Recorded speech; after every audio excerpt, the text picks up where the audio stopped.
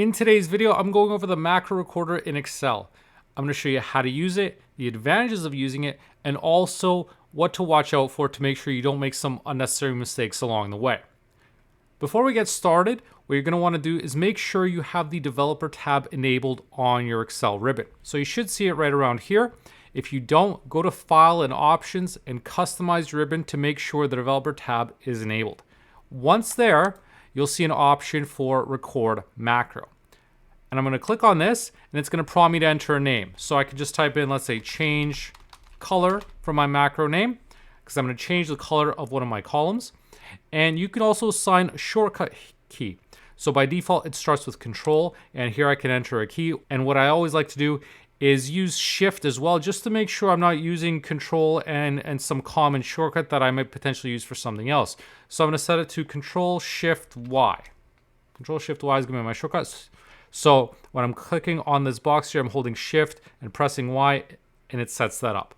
And then I'm going to leave the default, the store macro in this workbook, but there are other options for new workbook and a personal macro workbook. And you can also specify the description for this in case you have a lot of macros. So I'm going to click on OK. And now it's going to start recording all of my actions. So I'm going to start with highlighting column C. So I'm going to set that column color to yellow.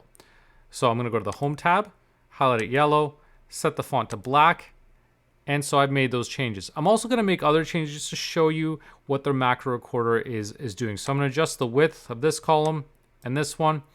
And an important thing to watch out for is make sure that once you're done recording your macro is to actually stop recording, because the danger is you can keep on going and forget to stop it, and it's going to record more actions than what you want. So once you're done, go to the Developer tab, click on Stop Recording. Now once you do that, your macro is saved. You can access it from here. If I click on Macros, you'll see I've got my macro in there, so I could run it if I wanted to. I can also edit it, delete it, whatever I want to do with it. It's also accessible in Visual Basic. So you can actually open up VBA, and you can see Alt F11 is the shortcut to also open up Visual Basic, but I can click right within here. And now if I go under Modules, under Module 1, I've got my macro, and it tells me my keyboard shortcut here is Control-Shift-Y. So it tells me it's selected column C, and then with that selection, it looked at the interior property and changed the colors and the shades, and then it selected the font and set that color accordingly. And here we can see the column widths for D and E. It also adjusted them as well. So every time you run this macro, it's going to go through this entire process. Now, the disadvantage here, though, is, let's say you want to highlight the color for the certain column you've selected. You can see here it's hard-coded column C. So regardless of where you are in the spreadsheet, it's always going to select column C. Now, if I were to rerun this macro, let's say I'm going to apply this, change the color formatting, use the format painter back to making this yellow. And now regardless of where I am on my spreadsheet, I'm going to be all the way over here. And let's go to the Developer tab, click on Macros, and run my macro again. It's still going to apply the color to column C. So it's not going to take into effect where I am on my spreadsheet. Let's say I wanted to set up the macro so that whatever column I selected, that's what it's going to highlight in yellow. So if I want to do that, then what I want to do, make sure I have the option checked off to use relative references. When I have this selected, it's going to be sunken in like that. And what it's going to tell Excel is I want to consider where I am on the spreadsheet. So that way, if I've got these cells selected and that's the range that I'm looking at, then that's the range that I want to make the changes to. If I select the column next to me, then it's going to always look at the column next to me, and so on. So it's going to be relative to where you are in your spreadsheet. So now when I record my macro, I'm going to change color to. And I'm not going to put a shortcut here. I'm just going to click on OK. And in this case, I'm going to change it so it's going to be a green color. And let's do a white font. And stop recording. And now let's go back into Visual Basic. And now you can see this time, it's not selecting a column like it did here. Here it's selected column C. Here it's not doing that. It's saying with the selection, with what I've selected, apply that coloring. So now if I were to run change color to now, it's going to apply the formatting, the coloring to whatever cell I've selected, so regardless if I've selected an entire column or just a few cells here. If I go to developer, click on macros and change color to, and I click on run, it's just going to highlight my selection in there because it was relative to what I selected. And in my example before, I selected the entire column, but it's going to apply that based on my selection. So that's the key thing to keep in mind, is that when you're using relative references, it's going to consider the position you are in your spreadsheet relative to the changes that you're making. If you're always making changes 3 columns over, it's going to apply that macro 3 columns over. So that's how it's going to work. And so if you want your references to change based on that, you want to make sure use relative references are enabled. Otherwise, if you uncheck that, they're always going to be frozen. And that's the same as if you were to freeze your cells all the time and to run your macro on the same set of cells each and every time. Now, one of the big downsides of using macros, whether it's a macro recorder or VBA in general, is that unlike changes that you make in your Excel spreadsheet, you cannot just undo them. Once you run a macro, I can't just click on Control Z. For example, if I hit Control Z, nothing happens. I get that error message saying there's nothing I can do. If I were to go in and make these changes myself manually, change this to green and white and so on, I can hit Control Z multiple times and undo those changes. With a macro, you cannot do that. So that's one thing to watch out for, and why I always suggest, if you're working with macros, to always save your workbook before running your macros, just in case you don't accidentally click on somewhere you don't mean to and then run a macro, especially if it's relative references and you're in the wrong spot and it's triggering a macro somewhere else that you don't intend to. It's a really easy mistake to make when using macros. So that's the biggest thing to watch out for anytime you're working with macros. Now I'm going to show you one cool thing you can do with macros, even with the macro recorder, is assign your macro to a specific shape. So for example, let's say I want to create a button and I want to assign the macro to that. Like, I don't always want to go to the developer tab and click on macros and run it from there, or use a shortcut key.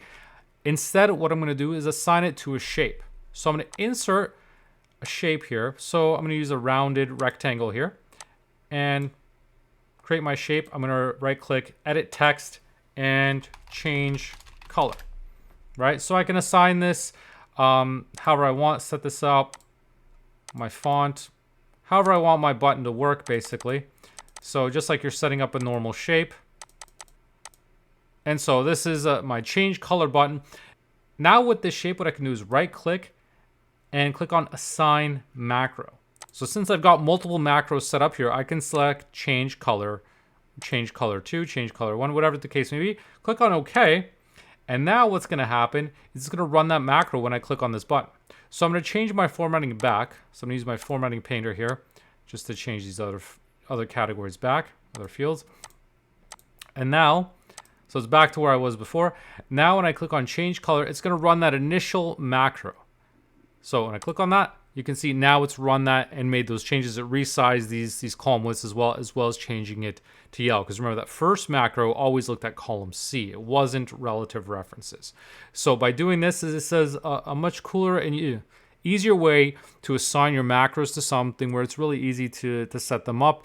And don't really need any coding experience to set this up. You're just inserting a shape, setting up your button where someone can just click on it and run the macros. Another tip when using the macro recorder is do it side by side with Visual Basic open, so you can see exactly what the macro recorder is doing. So here I've opened up Visual Basic side by side with my Excel spreadsheet. And so now if I go to record a macro again, once I do that, I'll set this macro up again, just macro 8. You can see it shows up right here. So now any sort of changes you'll see populating on Visual Basic on the right side here. So now it's like column D. You can see it's selecting column D. And now it's apply green color, white font. You can see my code start to expand with every selection that I make. So this is one of the really useful things about using the macro recorder. Even if you already know how to code, is you can figure out the syntax for some of these things, because that can be the trickiest part when setting up macros is, you're familiar with some of the syntax, but some of it can be a bit more complicated. You're not exactly sure. Like, let's say I want to find out what the syntax is to move this shape that I've created. So I'm going to right click. I don't want to click on it to execute the macro. I'm going to right click on it and now drag it down here. So I can see exactly what it did. It grabbed this shape, this range, rounded rectangle 1. It incremented it left, incremented from the top. So all sorts of details that, probably wouldn't be obvious to you of how to do that. But with the macro recorder, you can see exactly what that syntax is, and then you can manipulate your code accordingly. And this is a really effective way to learn how to use macros and how to code in VBA without having to read books and things like that. You can just go and use the macro recorder and figure out what these things are. Now, the limitation is with the macro recorder, you can only do so much. You can't do complex if statements and loops and conditions. But for basic things like this, where moving around, getting an idea of how to set up your spreadsheet to do what you want, especially repetitive actions like this, it's a great way to learn it. And by looking at it side by side, you don't have to run your macro recorder and then go into Visual Basic and figure out what it was doing. You can actually look along the way what sort of changes it's making.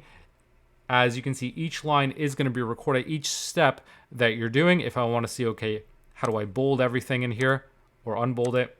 You can see the different settings on here. So it's a great way to learn how to use macros in Excel and give you some exposure to coding. So it's a great tool to use if you're a beginner and you just want to get an idea of how to set up macros in Excel.